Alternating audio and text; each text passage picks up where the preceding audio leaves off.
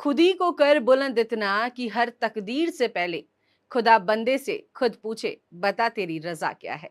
ये पंक्तियां हर उस शख्स को समर्पित है जो सीमित संसाधनों में बड़े से बड़ा कारनामा करने का दमखम रखता है। आज हम ऐसी ही एक शख्सियत की बात करने वाले हैं जिन्होंने बेहद साधारण परिस्थितियों में असाधारण प्रेरणा की जीवंत गाथा लिखी है।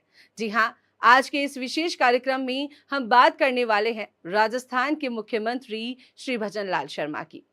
किसान पुत्र से मुख्यमंत्री तक का सफर तय करना आसान नहीं था। विनम्रता और विजन का अद्भुत समन्वय मुख्यमंत्री श्री भजनलाल शर्मा आज करोड़ों राजस्थानियों के लिए एक प्रेरणा का स्रोत है।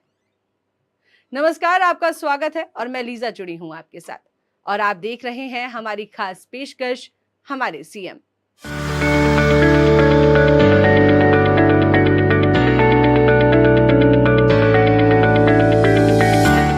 हम बात कर रहे हैं एक ऐसे नेता की जिन्होंने राजनीति की शुरुआत पंचायती राज व्यवस्था की सबसे छोटी इकाई ग्राम पंचायत से एक सरपंच के रूप में की और आज प्रदेश की सबसे बड़ी पंचायत में मुख्यमंत्री के रूप में अपनी सेवाएं दे रहे हैं। ये कहानी है राजस्थान के यशस्वी मुख्यमंत्री श्री भजनलाल शर्मा की। 15 दिसंबर 1966 को राजस्थान के भरतपुर जिले के अटारी गांव में श्री किशन स्वरूप शर्मा और श्रीमती गोमती देवी के घर एक बालक का जन्म होता है। नाम रखा गया भजनलाल। एक बेहद साधारण किसान परिवार में जन्मे भजनलाल शर्मा की शुरुआती शिक्षा अटारी और गगवाना में हुई।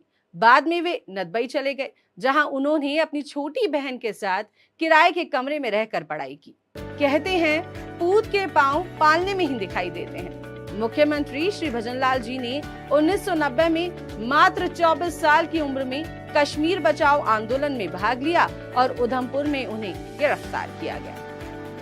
1992 के राम जन्मभूमि आंदोलन में भी वे सक्रिय रूप से शामिल रहे। मुख्यमंत्री श्री भजनलाल शर्मा ने अखिल भारतीय विद्यार्थी परिषद के अध्यक्ष पद से राजनीति की शुरुआत की और बाद में भारतीय जनता युवा मोर्चा में शामिल हुए। भारतीय जनता युवा मोर्चा में शामिल होने के बाद उन्होंने दोबारा कभी पीछे मुड़कर नहीं देखा। इसके बाद उन्होंने लगातार 3 बार जिला अध्यक्ष के रूप में कार्य किया। संघर्ष और सफलता का सफर बेहद आम परिस्थितियों से खास शख्सियत बनने के सफर में मुख्यमंत्री श्री भजनलाल शर्मा ने अनेकों असाधारण प्रयास किए। अपने परिवार की आर्थिक स्थिति को मजबूत करने के लिए भजनलाल शर्मा ने कभी दूध बेचने का काम किया तो कभी अकाउंटेंट का, लेकिन राजनीति में आगे बढ़ने की उनकी ललक कभी कम नहीं हुई। 27 साल की उम्र में उन्होंने अपने पैतृक गांव का सरपंच चुनाव लड़ा और जीत हासिल की। ये चुनावी राजनीति में उनकी पहली दस्तक थी। यहाँ से शुरू हुआ सफर एक ऐसे मुकाम पर जाकर खत्म हुआ जो सबके लिए एक मिसाल बन गया। 2003 में उन्होंने पहली बार विधानसभा का चुनाव लड़ा। हालांकि सफलता नहीं मिली, लेकिन उन्होंने हार नहीं मानी। 2009 में उन्हें भारतीय जनता पार्टी का भरतपुर जिला अध्यक्ष बनाया गया। इसके बाद 2014 से 2016 तक वे राजस्थान भाजपा के उपाध्यक्ष रहे और 2016 से 2023 तक महासचिव पद की जिम्मेदारी निभाई। फिर आया 2023 का विधानसभा चुनाव, जब मुख्यमंत्री श्री भजनलाल शर्मा सांगानेर विधानसभा से भाजपा के टिकट पर मैदान में उतरे और जनता ने उन्हें अपना विधायक चुन लिया। लेकिन ये घटना तो इस सफर की बस शुरुआत थी। आगे जो होने वाला था उसने राजस्थान का इतिहास और देश के मिजाज दोनों को बदल कर रख दिया।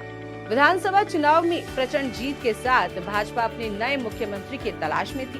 तभी एक नाम ने सबका ध्यान अपनी ओर खींचा और वो नाम था मुख्यमंत्री श्री भजनलाल शर्मा का।